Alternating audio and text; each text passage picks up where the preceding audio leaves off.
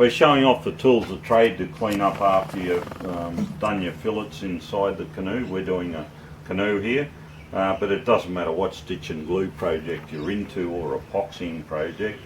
Where you get epoxy come out, you've had some gap. All you do is, I've used a combination of things, a plane, a second cut or a bastard file works really well, so you can go along and clean him up.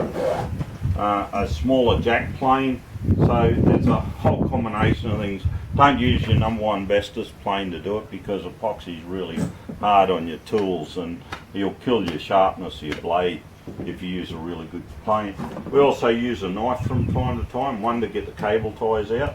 They've all been cut off on this one. We're pulling copper wire out up that end, using a soldering iron, and then you can go to finishing the edges and rounding it. A random orbital sander does a good job.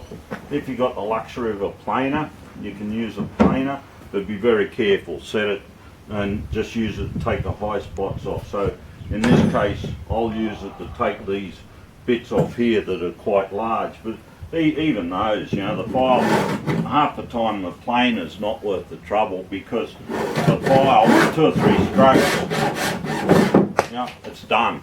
So it's really easy to use a second cut or a bastard file.